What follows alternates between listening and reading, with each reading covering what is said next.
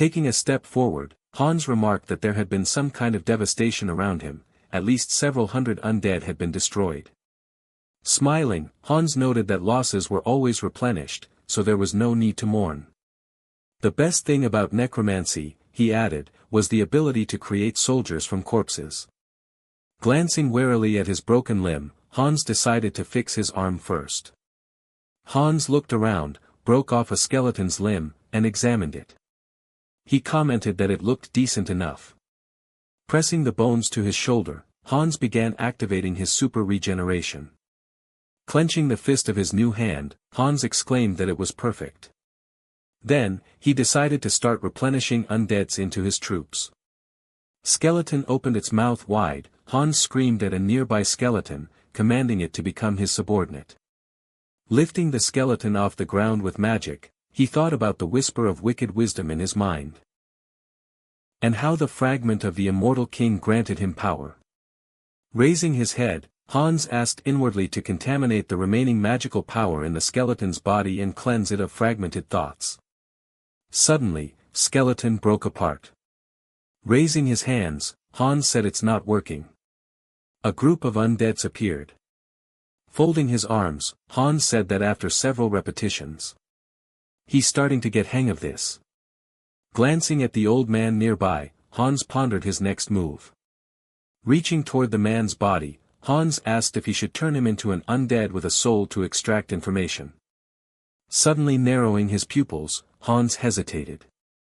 Grabbing the old man by the collar, he demanded to know why the man had no soul. A magical seal shimmered across the old man's body. Hans deduced that the man's soul had been extracted via this seal, likely a security measure. Tossing old man to the ground, Hans muttered that it would have been odd if they hadn't accounted for such things, given the scale of events. Still, he concluded, he could use the body. Forming a magical sphere in his palm, Hans decided to turn the old man into a high-level undead, one with self-awareness and strong combat skills. Spreading his fingers, Hans began to desecrate the elder's body, channeling the remaining magic within. The old man's skull appeared, and as he worked, Hans continued to gather old man's fragmented memories and strengthen his personality. At that moment, the elite skeleton's eyes flashed red and blue. The old man transformed into a death mage and muttered that he awaited his master's command. Placing a hand on the elite skeleton's shoulder, Hans expressed surprise that it's not only have self-awareness but it could even speak. He hadn't expected such a result. He named the skeleton Malcolm and ordered him to obey. After hitting him on the head, Hans demanded him to answer. The skeleton responded with a firm affirmation. Frowning, Hans thought that although the old man had lost his memories, his sins remained. He deserved to be mocked thoroughly. Hans called out Malcolm, while holding staff. Skeleton responds with yes. Raising his palm, Hans noted that the staff looks quite fine. Hans snatched it from his hands. Nearby, a undead opened his mouth. Hans studied him carefully. He remembered that this young undead had once helped him to kill Jeffy. Resting a hand on the undead's head, Hans decided it was time for him to find peace with his family. Moments later, the crowd of undead burst into bright flames. Several bones clattered on a table. Holding his stomach, Song groaned that he had eaten full, but it had been delicious. Picking up his phone, Song decided to check the current gold rates. Closing his eyes, he remembered that the village had once been home to magicians. That meant there had to be plenty of treasure accumulated. Spreading his fingers, Song wonders about loot and summons Hans. Suddenly, Hans appeared before him. Hans grinned. Song screamed in alarm and shouted that he wanted to cancel the summoning. Sitting on the floor, he exhaled in relief, admitting he thought he was about to die. Scratching his head, Song says he don't know what to do. And thinks to summon Hans again. He wondered if he should enhance his unique skill first. He decided to open the karma shop.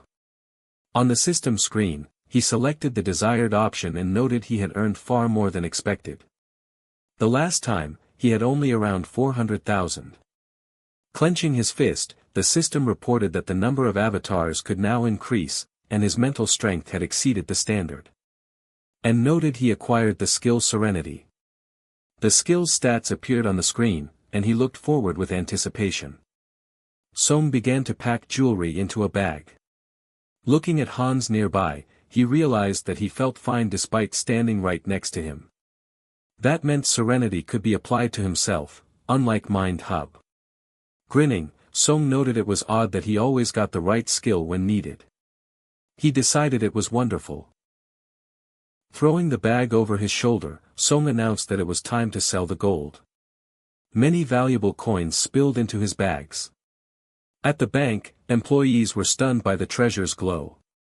Song politely asked them to deposit everything into his account. The staff bowed and thanked him for his trust. He wished them good work in return. Grinning, Song thought about Hans hiding in his shadow using dark magic, just in case. Hansa's face was concealed. Song even considered placing a mask on him in case he needed to summon him again. He wondered aloud if there was another mask. Song chuckled, thinking he probably worried too much. Suddenly, a powerful explosion erupted behind him. A huge monster rose, letting out a terrible sound. Grinning, the creature declared that they had hit the jackpot. Holding the bag in its hands, the monster exclaimed, "Who would have thought there was so much gold in such a remote place?" His partner told him to stop talking, it was time to go. The villains rushed forward. One of them shouted that he knew it. Alarmed, Song cried out that they were villains and begged someone to report them. The monster's eyes glowed. It was said that villains were those who used their awakened powers for crime.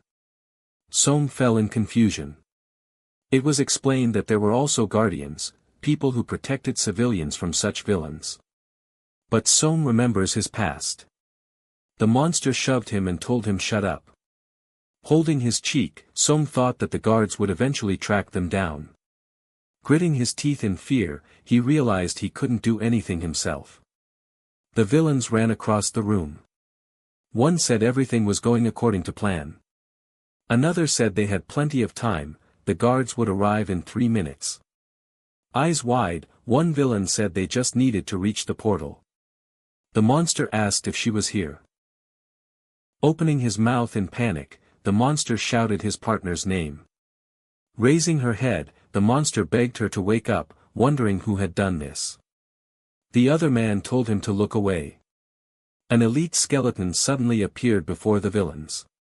The villains asked if the guardians were there. His partner clarified that this bastard wasn't one of them.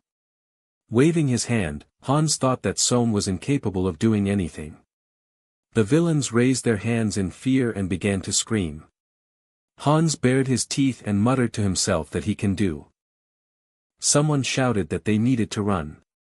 The captain of the guards turned around and ordered his assistants to move quickly. A member of the South Korean Return Association frowned and asked if he was going to miss the suspect again. The man stopped, clenched his jaw, and looked around the room. The villain hunter didn't understand what had happened. The villain's face flickered in his memory, and one of them realized someone had dealt with the villains and vanished. The villain lay on a stack of boxes, and a guard muttered that the stranger couldn't have gone far. He raised his palm and ordered the others to search the area. A faint trace of dark magical energy was still visible on the floor. Song stretched and remarked that the warm-up had been satisfying. Walking down the street, Song said to himself that sometimes relieving stress like that wasn't such a bad idea. Then scene shifted, a smiling Heinz appeared. The system displayed his stats. Heinz looked up at the massive structures and exclaimed that he had finally arrived. Grinning, he remembered what Malcolm had said about a city in the east, not far from there. Apparently, the old man hadn't lied after all. Clenching his fist, Heinz declared that he had officially debuted in another world. Leaves fell near an empty shed. Small houses lined the area, but Heinz was confused by how empty the city felt. Closing his lips, he muttered that there was no security at the entrance and no one seemed to care about newcomers. Suddenly, someone's voice rang out from around the corner, asking if this was some kind of joke. A guy pointed at a little girl and reminded her he had already warned her. The girl apologized and pleaded for more time, promising to pay if given the chance. The girl's eyes widened in fear. The guy reminded her that they had demanded 2 silver coins, giving her 3 days, and that if she failed to pay, they would have no other choice. Heinz watched the scene and thought to himself that local thugs and a girl in distress was such a boring cliché. He decided to walk past, it wasn't his business. But as he moved, the girl accidentally crashed into his shoulder and cried out in pain. She lowered her head and asked for forgiveness. Heinz turned to her. Heinz narrowed his eyes and asked if she knew the city well. He figured he needed a guide anyway. Raising her eyebrows, the girl asked who the uncle was. Showing her 2 silver coins, Heinz said he could be her employer. The girl's eyes sparkled with joy. She pointed to a small building and said the inn there was one of the best places he could stay. The girl, closing her eyes, asked what the uncle thought of the place and whether he liked it. Song explained that her name is Diana and she was struggling to pay her debts, taking care of a sick brother, and couldn't afford the local tax. Handing her the coins, Heinz asked her to come see him first thing the next morning. Later, Heinz collapsed onto his bed, thinking about the girl agreeing to be his guide for 2 silver coins a day. Even if she intended to rob him, he decided he could pretend it was a good deed. It was dark outside. From just outside the house, Heinz muttered that it was time to sleep. Scratching his head, Heinz grumbled about how uncomfortable the bed was, nearly impossible to fall asleep in. Suddenly, he heard someone sneeze. Heinz looks out of the window, confused. He heard a cough and saw Diana sitting below. He called out to her. She greeted him softly, eyes closed. He asked why she was waiting there. Sitting down at a table, Heinz sighed and asked Diana not to do that again. She should come during lunchtime. Holding food in her hands, Diana agreed and called him uncle again. He reminded her not to call him that. She pointed a finger to a piece of bread and asked if he had eaten enough. He told her she could take it if she was hungry. Smiling, the girl thanked him. They walked along a wide street. It was said that the small town was called Azanthu, located on the western edge of the kingdom of Talia. Placing his hand on a wall, Heinz commented that it reminded him of a medieval town. He noticed a drawing on the wall, a strange symbol that appeared to be everywhere. He leaned in close and assumed it was painted, but Diana explained it was blood. Closing his eyes, Heinz asked if she was serious, it didn't seem like blood. Diana asked if he had eaten venison soup the day before. He turned to her in surprise and confirmed it, then asked how she knew. Touching her nose, Diana said she had a great sense of smell.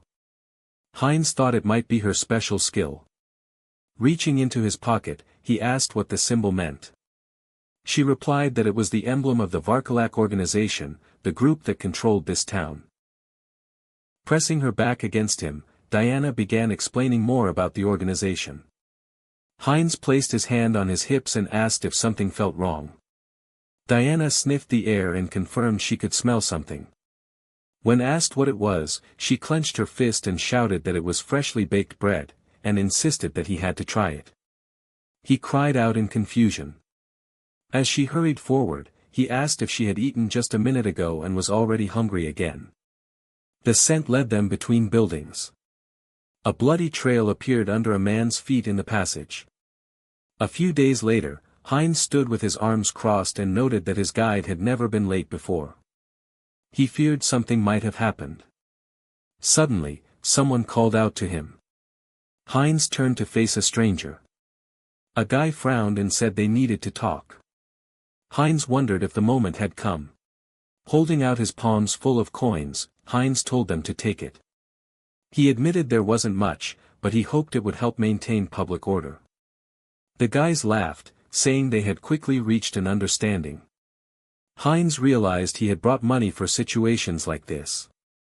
Then he noticed the same symbol from the city walls tattooed on the stranger's neck. Heinz frowned, remembering Diana's warning, "Don't even think about lurking in the back alleys." It's better to leave the city as soon as possible. He wondered just how scared she must have been to say that. Clenching his fist, one guy asked his partner why he had grabbed the brat. The other replied that he didn't know, they were just following orders. Heinz silently prayed that Diana wasn't the one they had taken. He shouted for them to wait. They turned and asked what he wanted. Clenching his fist, Heinz decided that timing was key. If things went south, he'd just cancel the summon. Before he could speak, someone called out "Uncle" again. He turned and was surprised to see Diana. The stranger's eyes widened. One of them asked what he wanted. Smiling awkwardly, Heinz exhaled and said the silver he gave them was enough or not. Raising his bag, he added that they'd taken everything. He opened his mouth wide and said they should have met sooner. He turned to Diana and asked if she could believe it, now she'd be going without dinner. Her eyes widened with shock as she whispered that her younger brother had disappeared. Wiping tears from her face, she explained that her brother had been recovering, he was finally eating again, but now he was gone. Heinz lowered his head, wondering if the men earlier had been referring to her brother. He asked if it could be the Varkalak organization and what the odds were that they had taken him. He recalled overhearing something about a small child. Tears rolled down Diana's cheeks as she clutched her head in denial. Song tried to reassure her. If they were asking for ransom, he'd pay. But Diana shook her head, panicked. She said they didn't want money, they needed blood. Her brother would die. Heinz raised his hand and asked why they needed blood. Diana began to explain. A dark silhouette with red eyes appeared, tormenting a man in a warehouse. Diana said this place is a food storage for vampires. Somewhere else, a stranger muttered that the scent of dark manna was thick. Standing on a rooftop, the stranger asked if they had really killed each other over the fragment of the immortal king.